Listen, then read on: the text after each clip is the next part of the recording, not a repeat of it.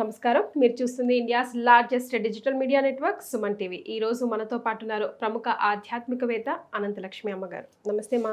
నమస్తే తల్లి. మా శ్రావణ మాసం వచ్చేసింది.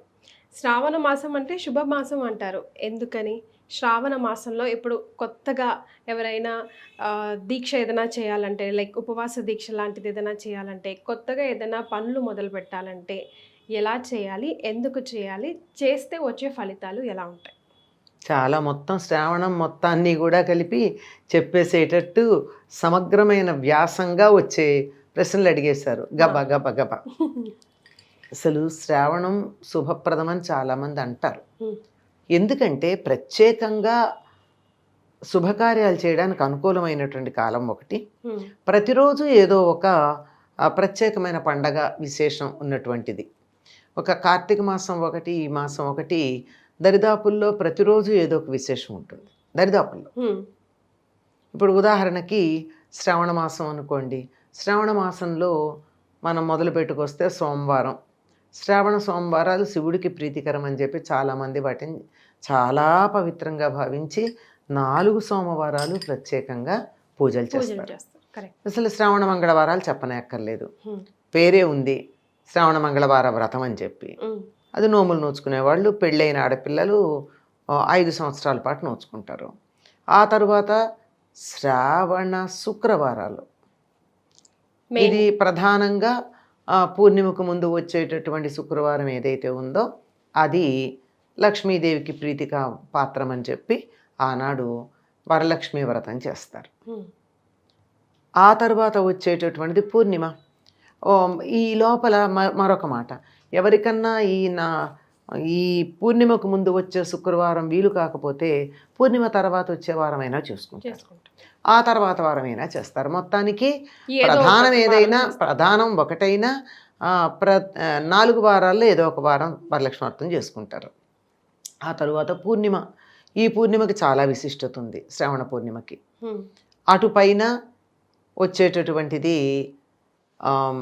కృష్ణాష్టమి, నాగపంచమి అని చెప్పి శుద్ధ పంచమినే చేస్తారు. అయితే తెలుగు వాళ్ళకి పెద్ద అలవాట్లేదు నాగపంచమి చేయడం.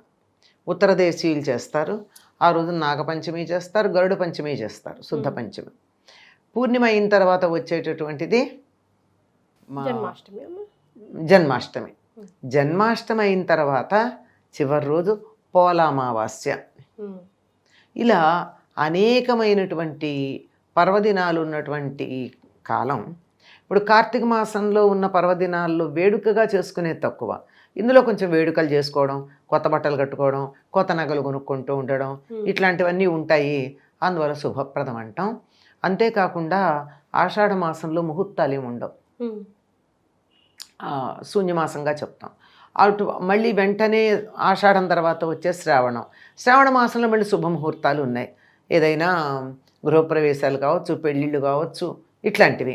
కనుక అలా శుభకార్యాలు చేసుకోవడానికి మొదలుపెట్టింది అనే ఉద్దేశంతో దీన్ని శుభప్రదం అంటారమ్మా.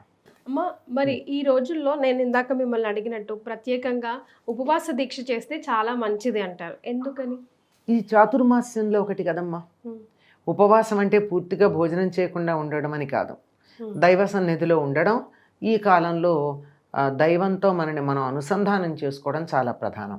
పైగా చెప్పాను కదా, ఇన్ని రోజులు ఇప్పుడు 4 సోమవారాలు, 4 శనివారాలు, 4 గురువారాలు, 4 మంగళవారాలు 8, 4 శుక్రవారాలు 12, 4 శనివారాలు వెంకటేశ్వర స్వామికి ప్రీతిపాత్రం అని 4 శనివారాలు 16, నాగపంచమి 17, పూర్ణిమ 18, కృష్ణాష్టమి 19, తర్వాత వచ్చేది 20 రోజులు పవిత్రమైనటువంటి రోజులే ఉన్నాయి కదా పూజలు చేసేవి. అంచేత ఎలాగూ పూజలు చేసేటటువంటి వాళ్ళు ఆహార నియమం పాటిస్తారు. ఈ నెల పాటించినట్టే బాగానే ఉంటుంది కదా, అంచేత ఇది గృహస్థులు కూడా చేసేది.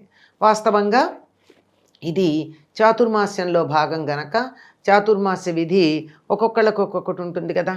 ఆ విధి ప్రకారం దీన్ని కూడా ఉపవాస దీక్షలు చేయడం ఉంటుంది. ఉపవాసం అంటే భోజనం మానేయడం కదా, ఆహార నియమం పాటించడం మాత్రమే. అంటే పగలు తినేసి సాయంకాలం ఏ పండు తిని ఊరుకోవడం, అంటే 2 పూట్ల 3 పూట్ల బాగా మస్తుగా తినకుండా మరి ఇప్పుడు చేయకూడని పనులు ఏమన్నా ఉన్నాయా శ్రావణ మాసంలో ప్రత్యేకంగా? అమ్మ శుభకార్యాలు చేసేటప్పుడు ఇప్పుడు చేయకూడని పనులు కొన్ని ఉంటాయి కదా, అబద్ధాలు ఆడడం, దొంగతనం చేయడం, అలాంటి పనులు చేయకుండా ఉంటారు అంతే. నీవు పూజలు మొదలైనవి చేసేప్పుడు పాటించే నియమాలే దీనికి పాటించటం ఉంటుంది. సో మంగళ గౌరి వ్రతం అనేది మనం ప్రత్యేకంగా శ్రావణ మాసంలో చేసుకుంటాం కదా, ఇది పెళ్ళైన వాళ్ళే చేసుకోవాలా, కొత్తగా ఆ సంవత్సరం పెళ్ళైన వాళ్ళే, ఐ మీన్ టు సే? మీరు అడిగారు కదమ్మా పెళ్ళైన వాళ్ళే చేసుకోవాలని. కన్య గౌరీ నోమ్ అని చెప్పి కొంతమంది పిల్లలు కూడా చేసుకుంటారు. ఓకే. నిజానికి ఒకప్పుడు ఈ వ్రతాలు అవి మొదలైన రోజుల్లో చిన్నతనాల్లోనే పెళ్ళిళ్ళు అవుతూ ఉండేవి, అంచే చేసుకునేవారు. 5 ఏళ్ళు దాటందే వ్రతాలు ఏమిటి, నోములు ఏమిటి, ఆడుకునే వయస్సు అంతే కదా. అది దాటాక ఇంకా పెళ్ళి కాకపోతే నెమ్మదిగా తర్వాత కాలంలో కాస్త ఆలస్యంగా పెళ్ళిళ్ళు చేయడం, యుక్త వయస్సు వచ్చాక చేయడం అలాంటివి మొదలుపెట్టాక వీళ్ళకు కూడా చేసుకోవాలనే కుతూహలం కలుగుతుంది, పూజలు చేసుకోవాలని. అందువల్ల చేసుకునే వాళ్ళు ఎవరైనా చేసుకుంటూ ఉంటే వాళ్ళతో పాటుగా వీళ్ళు ఈ కన్యగౌరీ వ్రతాలని చేస్తారు. అంటే ముందరే చేస్తారు, కానీ 5 ఏళ్ళు చెయ్యరు, 4 ఏళ్లే చేస్తారు. 5వ ఏడు పెళ్ళయ్యాక చేసుకుంటారు, అప్పుడు పూర్తవుతుంది. ఇక అధిక శధికం ఫలమని కొంతమంది అతి చేతస్థం, అతి ఆబా ఉంటుంది, ఏదో కంప్యూటర్ని గట్టిగా నొక్కితే బాగా పడుతుంది అని అనుమానం అంట కొంతమందికి. ఏదో రాదు.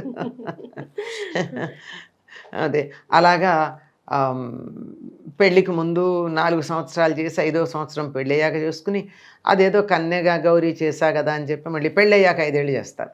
సరే చేసుకోవచ్చు. నాకు తెలిసిన వాళ్ళు అయితే వాళ్ళు ఎప్పుడో 18 ఏళ్ళకో 19 ఏళ్ళకో పెళ్ళయింది, వరుసగా ఏ ఇబ్బందులు లేకుండా 5 ఏళ్ళు చేసేసుకున్నారు. 25 ఏళ్ల లోపల ఆవిడకి అయిపోయింది మంగళగౌరి వ్రతం. అందుకని మళ్ళీ ఆవిడకి కోడళ్ళు, తోడు కోడళ్ళు వాళ్ళందరూ చేసుకుంటే సరదా పుట్టి మళ్ళీ 40-45 ఏళ్ల వయసులో మళ్ళీ పట్టి 4 ఏళ్ళు చేసుకుంది, 5 ఏళ్ళు. అది వాళ్ళ ఇష్టం. ఇదంతా అధికం కావాలని అంతే. ఊరికే మనసైంది, పూజ చేసుకోవాలనే మనసైంది, చేసుకున్నారు అంతే. ఇది కూడా అంతే. Right. Thank you so much. నమస్తే అమ్మా.